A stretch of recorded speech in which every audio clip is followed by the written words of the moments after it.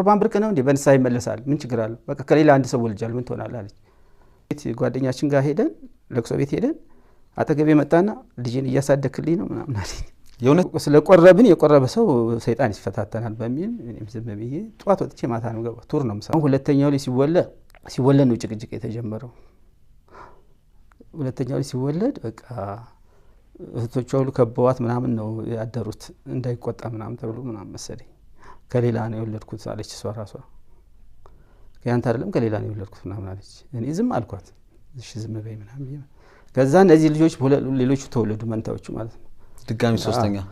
መንታው ነው ተወለዱ ሶስተኛው ሲወለዱ ልጆቹ እንደዚህ ሳይ ኦፕራሲዮን እንደዚህ ሆናለች አይደል የተንቀጠቀጠች እንደዚህ ልጆቹ ታያቸው አንተ ልጆች አይደለም ለምን ታያቸዋለህ ምናምን አለች ልጆች አይደለም ለምን ታያቸዋለህ አለች አሁን ከዛ ልደታቸው የአንድ አመታቸው ሲከበር እኔ ቤት ነኝ በር ያለሁት እኔ ስራ ሄጄ ስመለስ ቤቱ ግን ልደታቸውን ለማክበር በስፒከር በመናም በጣም የተደራጀ ድግስ ነበር ስመጣ አንድ የሚበላ ነገር የለም ለኔት የተሰጠኝ ከዛ እኔም ዝም አልኩና ያው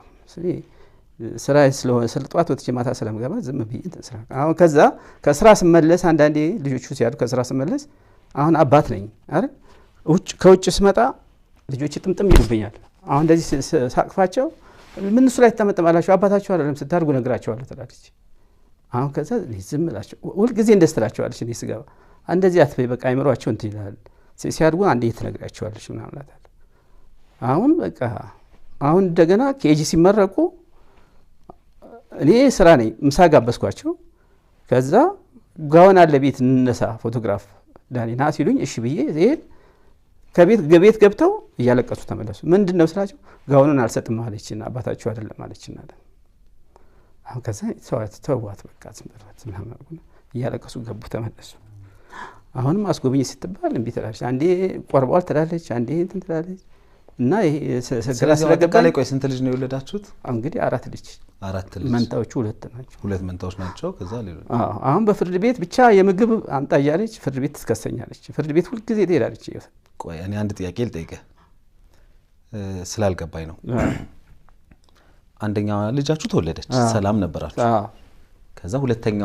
ሁለተኛው ወንድ ነው ሲወለድ ነው ችግር የመጣው አልከኝ እንግዲህ ሁለተኛው ሲወለድ ለእህቶቿ ተናግራለች ለእህቶቿ አጅባዋት ነው ቤት ሲያድሩ የነበረው ለምን አንተ እንዳትቆጣት ይመስለኛል ስለዚህ አንተ እንዳትቆጣ የተባለው ምክንያት ምንድነው ከሌላ ነው የተወለዱት ነው አንተ ይሄን ካወክ ከዛ በኋላ ሶስተኛ ልጅ መንታ ወለድን አልከኝ ያንን ጉዳይ ሳትቋጩ ሳትፈቱ ነው እንዴ ድጋሚ ሌላ መንታም እኔ አሁን ምንድነው እንትኔ አሁን በቁርባን የቆረበ ሰው ሰይጣን ይፈታተናል የሚናገረውን ማያቀም ስለዚህ እቺ ዝም ብላ ነው ምናም ይያልኩ እኔ ኑሮዬን መኖር ብቻ ነው ገብቷል እኔ ጧት ወጥቼ ማታ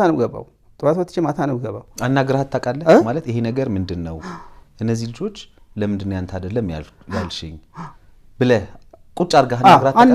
አሁን ሳናግራት ምን አለኝ በቃ ተሳስቻለሁ ቁርባን ብርቅ ነው እንዴ በንሳ ይመለሳል ምን ችግር አለው በቃ ከሌላ አንድ ሰው ወልጃል ምን ትሆናለህ አለች ቢሆን ልጆች ወልደ ወዴት ትሄዳለህ አሁን ዝም ብዬ መቀመጥ ጀመርኩ መጨረሻ ላይ በራሷ ጊዜ ፍቺ ብላ ከቤት አስወጣች መቼ ማለት ነው ከዛሬ 7 አመት በፊት ማለት ነው ከ7 አመት በፊት ነው ተፋታችሁ ፍቺ የቀረበው እሺ ፍርድ ቤት ተፋታችሁ ፍቺ ከ2000 ዓመተ ምህረት እስከ 2010 አመት ማለት ነው አብራችሁ ይኖራችሁት 11 አመት አብራችሁ ኖራችሁ ተለያያችሁ እሺ አሁን ሁሉም ልጆች አንተ አይደሉም ነው ወይስ የተወሰኑት ያንተ ናቸው የተወሰኑት ያንተ አይደሉም ምንድነው በቃ ሁሉንም ያንተ አይደሉም ነው የምትለው አሁን ትልቋንም አንዴ እንደዚህ እንትን ብላት አባቴ አይደለም ስምህን ሁሉ ቀይራለሁ አለች አንቺ እንደዛ ጸበል ወስጄሽ እንደዛ ሳክሜሽ ምግብ አልበላ ብለሽ እንደዛ ትያለሽ ምናም ስላት በቃ ምን አስላሳከምከኝ ምን ምናምን አሁን ከዛ እሷ ነግራት ይሆናል ቀርጻት ይሆናል ያው እሷ ጋር ስለምትኖር ተጽኖ ልታረግባት ይችላል በሚል ዝም አልኳት ክብር ቤቱ ቢስ ገባ ሁሉ ጊዜ አንተ ልጆች አይደለም እየተባልኩ ነው ስለዚህ ዲኤንኤ ይመርመርልኝ አልኩኝ አሁን ዲኤንኤ ይመርመር ስል በጀት የለንም በራስ አስመርመር አሁን እኔ አቅሜ አይችልም ከደሞዝ እየተቆረኔ ድርጅት ነበር መስሪያ ያን ጊዜ ድርጅት ነበር 4700 ብር ነው ደሞዝ ከዛ ለሷ 3000 ብር ስጣት ተባልኩ አቤቱታ አቅርቤ እንደገና ስለ አይቻልም አራት ልጆች ይዛ ምናም ተባልኩ እኔ በ1000 ብር ቤት ተከራየው በ700 ብር ነበር አንተ ልጆችን ስታያቸው ምን ይሰማሃል እኔ ደስታ ይሰማኛል እንደው ለአፏ ሊሆን ይችላል ብለህ አታስብም? መንታዎቹ ሲወለዱ በዛም ጭቅጭቅ ነበረ። የሆነ ወጣት ልጅ ይገባ ነበረ፣ ሲጃራ ያጨሳል፣ ጫት ይቅማል ከሷ ጋር አብሮ። ከዛ የንስሐ አባት አመጣሁኝ አስነገርኳት። ሲነገራት የንስሐ አባት በደንብ ሲያስረዷት እሳቸው ከወጡ በኋላ ወሬ ታበዛለች እንጂ ምንም የሚቀየር ነገር የለም ምናምን ትላለች። ወይን አብረው ሲጠጡ ይዣቸዋለሁ። ያ ያጠራጥረኛል። ምን ላግዝህ እኔ አሁን ዲኤንኤን ለማስመርመር አንዴ ተመርምሮ ቢታወቅልኝ የሷ በፊት ጓደኛዋ ነው። እሺ እሱ ሰማህ ይሄን ነገር? እሱ ምን መሰለህ ደግሞ አይለኝ አንዴ ለቅሶ ቤት ጓደኛችን ጋር ሄደን ለቅሶ ቤት ሄደን አጠገቤ መጣና ልጅን እያሳደክልኝ ነው ምናምን አለኝ። የእውነትህን ነው? እውነቴን ነው የምልህ። አሁን ከዛ እኔ ለቅሶ ቤት ነው ምን ትላለህ? ዝም አልኩት። የትኞቹን ነው እንደው ይመርመሩ ቢባል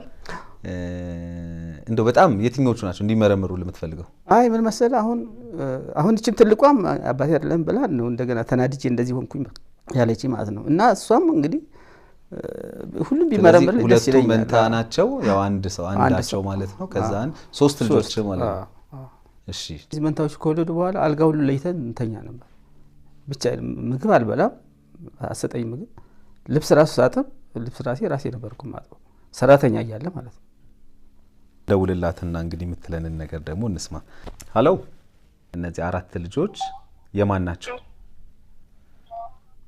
የሱ ናቸው። የኔም የሱ ያንቺም